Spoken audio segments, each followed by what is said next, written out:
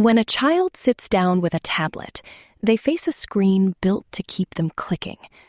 Writing late last month in The Atlantic, Connie Chang looks at the slot machine mechanics of popular video games, showing how these systems intentionally overwhelm young players.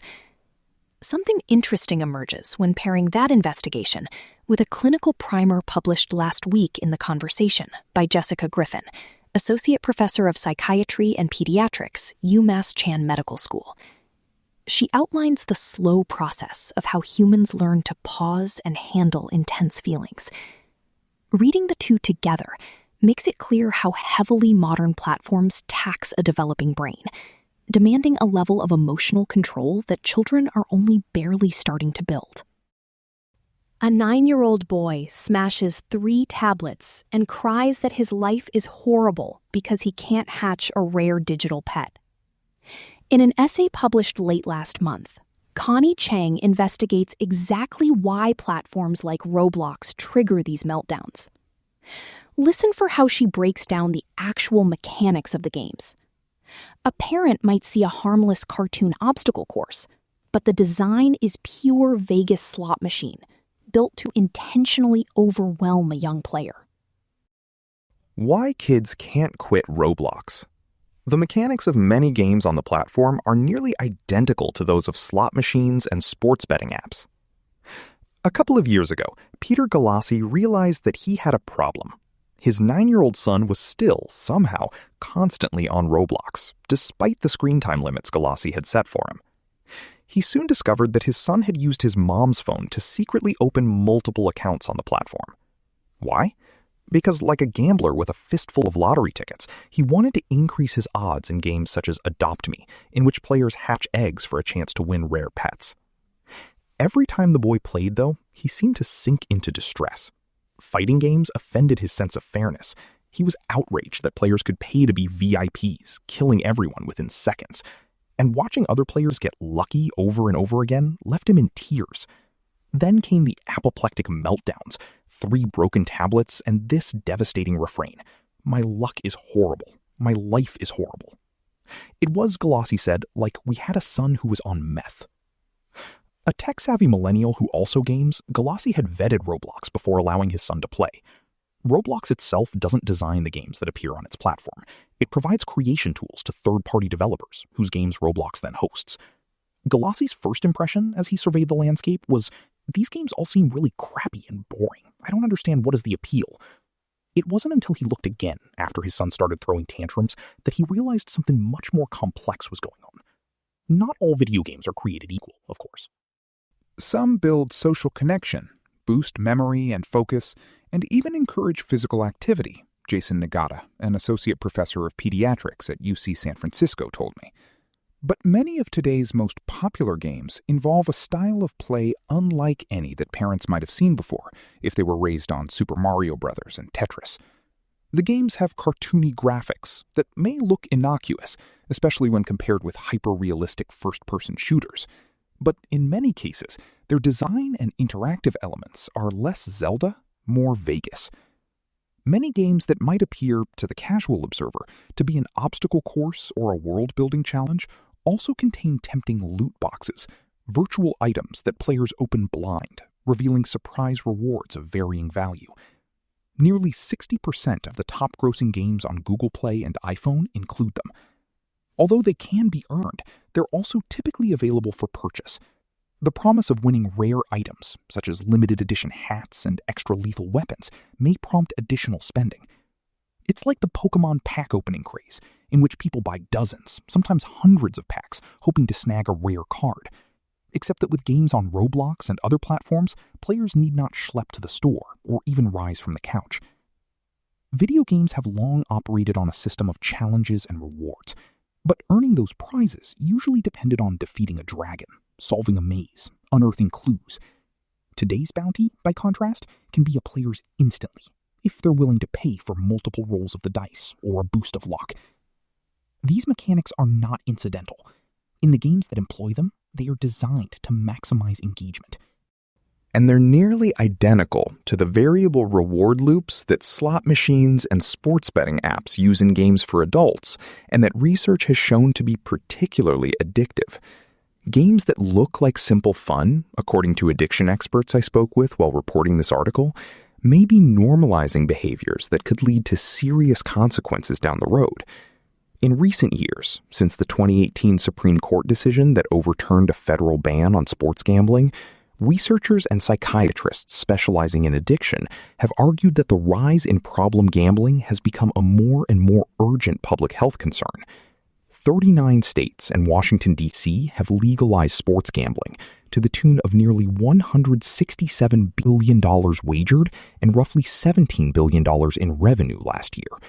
Prediction markets such as Polymarket and Kalshi, once curiosities primarily for finance and math nerds, are now mainstream. Both companies have disputed that their prediction market services are a form of gambling. Last year, the National Problem Gambling Helpline reported a steady rise in calls to helplines year over year from 2020 to 2024, and a significant increase in calls from younger people, ages 13 to 34, from 2023 to 2025. Meanwhile, scientists and regulators are scrambling to understand and mitigate any potential impacts. All mammals, humans included, are evolutionarily primed to prefer random rewards over predictable ones, Anthony Vaccaro, a psychologist at the University of North Carolina at Chapel Hill, told me. It's a drive that helped our ancestors find the tree with the best fruit or the hunting ground with the most game, and a fact of our nature that can make us inclined to find gambling really, really fun.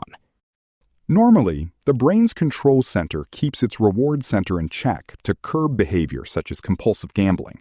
But in gambling addicts, and in kids whose brains are still developing, that balance can tip.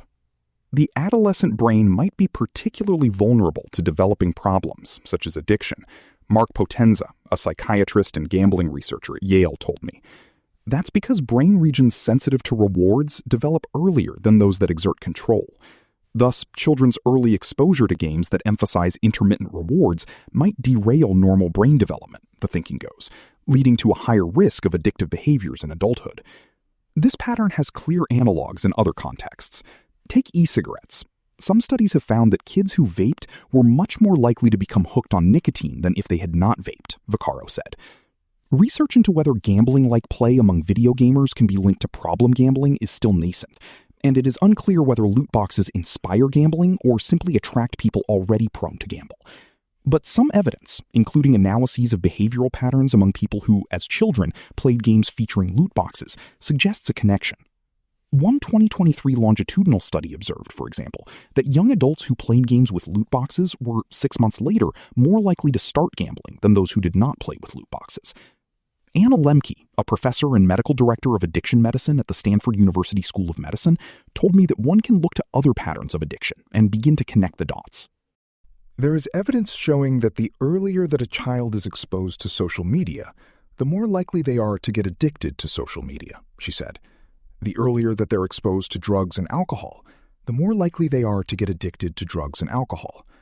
So we can infer from that the earlier they're exposed to gambling, the more likely they are to get addicted to gambling. Even if loot boxes aren't creating problem gamblers, Vaccaro told me, exposure matters. When gambling mechanics are embedded in so many games, they end up capturing more people that would be at risk, he said. If at age 6 you've spent hours in a game hatching eggs compulsively, it could be that in your 20s, throwing some action on a Knicks game might not feel like such a leap. Or, as Galassi told me, it's hard for me to not believe that, we're not priming these kids to just dump their money into FanDuel the second they have a checking account. Lemke noted that it is important to not overstate the risk. Typically, the majority of people exposed to an addictive substance do not get addicted to that substance, she said. But if you have a substantial enough minority of folks getting addicted, then you have a public health problem. I think we're beginning to recognize that we have a public health problem when it comes to addiction to all kinds of digital media, including gambling. Many parents don't realize that their children are being ensnared by psychological tricks similar to those that casinos use to hook adults. They just think, oh, my kid wants some money to spend in an online game, Michael Robb, a researcher at Common Sense Media, who released a report in January on gambling in boys, told me. But frequent requests such as this could indicate that the games children play are cultivating compulsive behavior. Many of the parents I spoke with who caught on fastest to these dynamics work in tech fields that employ gambling-like strategies. Tony Nguyen, a digital marketer in Orange County, California, told me that when his 11-year-old son started playing games on Roblox, his personality changed practically overnight. Some mornings, his son would wake up at 5 a.m. to attend limited drop events in which rare items are doled out to participants at random. He would just sit for all 3 hours for a chance to win one skin, a custom outfit for an avatar, Nguyen said. His son also gamed while watching streamers, people playing in real time for a live audience on YouTube, part of an entangled ecosystem of influencers, game developers, and players that keeps kids locked in. These influencers were also popular with Galassie's son, the Adopt Me aficionado. Galassie shared one video with me, a 19-minute clip. In it, the host, who has 3.64 million subscribers, gets lucky just 2 minutes in.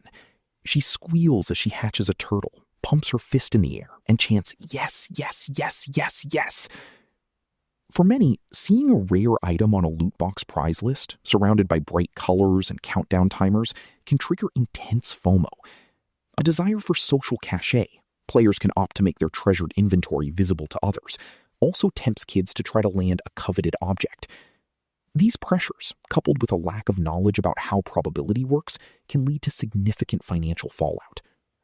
Parents may not notice until a credit card linked to a Roblox account has accrued substantial charges, or until a child has begged or traded for one too many gift cards for Robux, the platform's in-game currency. In a report last year, Fair Play, an advocacy organization working to shield children from exploitative business practices by tech companies, highlighted instances of children racking up thousands of dollars in purchases. The kid just thinks, "I gotta keep clicking until I reach this item," Haley Hinkle, Fair Play's policy counsel, told me. In the United States, these gaming dynamics have largely escaped regulatory scrutiny. Most gambling laws were written for a pre-digital world, which means that loot boxes exist in a crazy space, Rob said. Not everyone, for example, considers loot boxes gambling, parents included. And federal law states that something of value must be wagered to qualify as gambling. So loot boxes, whose contents typically can't be exchanged for money, may not meet this definition, though a robust marketplace of third-party vendors does offer opportunities for players to trade rare items for cash. Some regulators and legislators are approaching the issue from a consumer protection angle, the tactic taken in recent lawsuits against Meta and Google, which allege that these companies' products are addictive and developmentally inappropriate for minors. Both companies have disputed the lawsuit's accusations. Legislators in New York State are considering several loot box bills that would prevent platforms such as Roblox from offering gambling-like features, such as skin cases and pay-to-win transactions, on platforms children use. And in May, Fair Play, together with other advocacy groups, asked the Federal Trade Commission to investigate Roblox for unfair and deceptive practices designed to keep kids online and spending.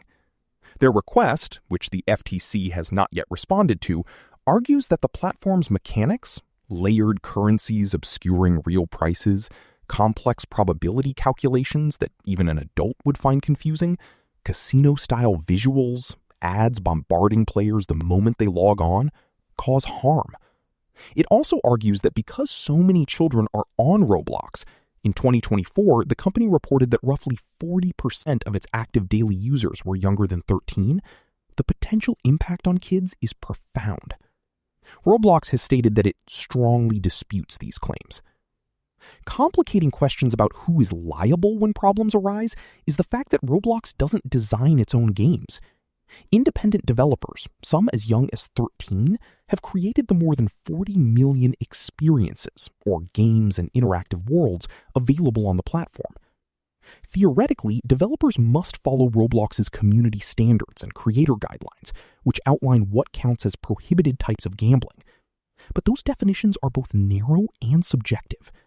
Many games may not look exactly like slot machines or roulette wheels, for instance, but they contain imagery that strongly resembles such games, substituting cute characters for coin or playing card imagery. AI tools are likely to make it even easier for people to quickly spin up addictive games. It is also unclear how many developers who skirt the rules will ever face consequences. Potential breaches of the guidelines are largely self-policed, with the company relying on moderators and gamers to report violations.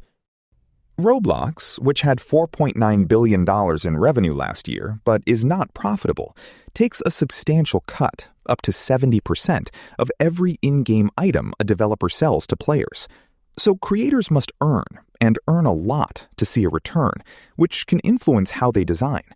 They might, for instance, lean more into creating games involving trading and random chance. Taylor Hardwick, a postdoctoral researcher who studied Roblox's revenue-generating strategies while at the University of Sydney, told me. She was part of a team whose research began as a broad look at Australian children's spending choices. In one study, the researchers gave 22 children $20 Australian each to spend as they wished. But when half used the money on Robux, the most popular choice by far, the team quickly pivoted their research to an analysis of Roblox itself. She described the pay-to-play ethos on Roblox as ambient. When I asked Roblox about the widespread presence of pay-to-play games on its platform, a spokesperson noted that, quote, only 1.4% of our 132 million daily active users were payers, and, quote, it has clear policies prohibiting both actual and simulated gambling. It also pointed to its recent rollout of age-based accounts, which it said, quote, bring age checks, content ratings, ongoing game reviews, and parental controls into an easy-to-understand framework for kids, teens, older users, and parents. Of course, 1.4% of daily active users could still be a lot of children, based on the company's reported number of young users. Chance-based games and predatory sales practices have plagued other companies that welcome third-party developers, including Minecraft and Fortnite, although Minecraft doesn't directly profit from these games.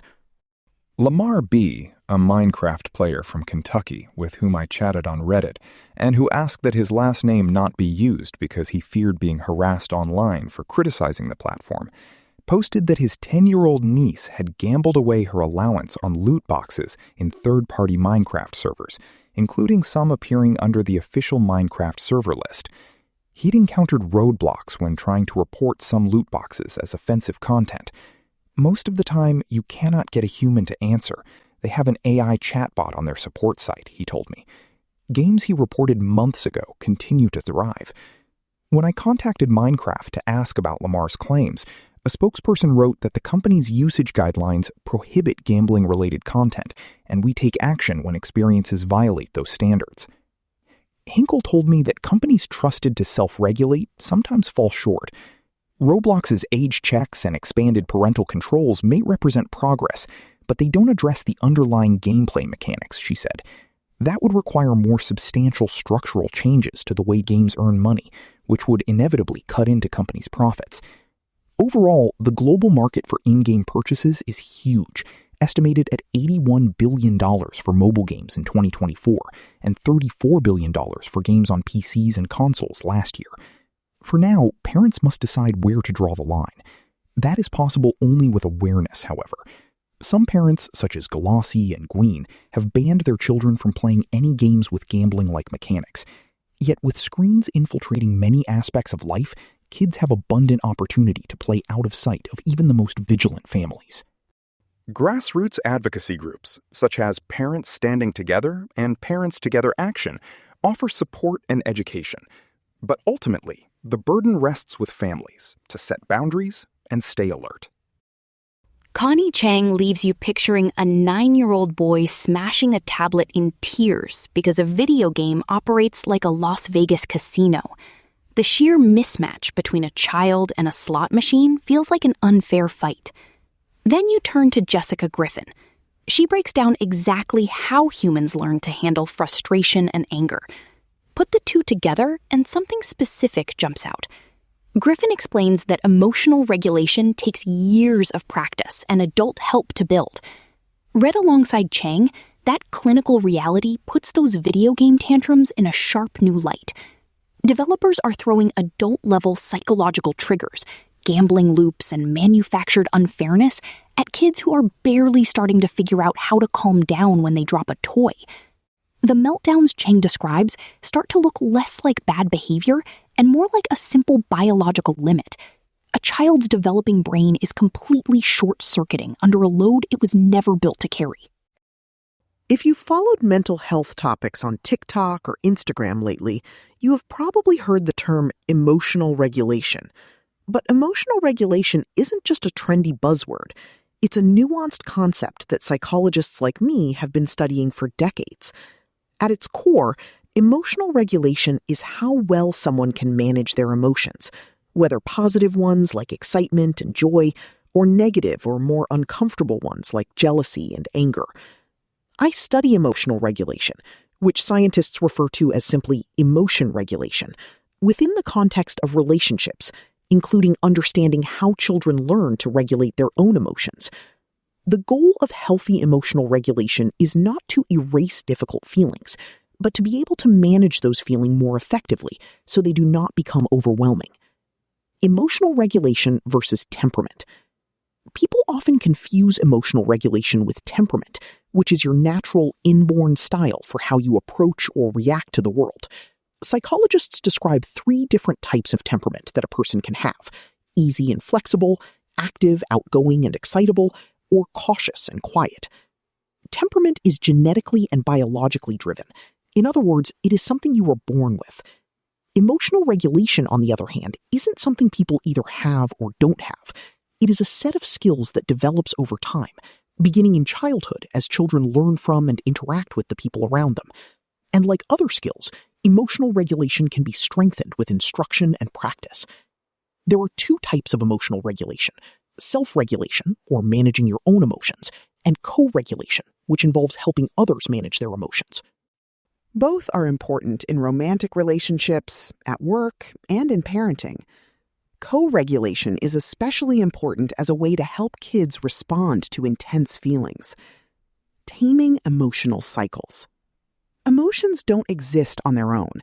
They are part of an ongoing conversation between your mind, your body, and your behavior. The way you think affects how your body responds.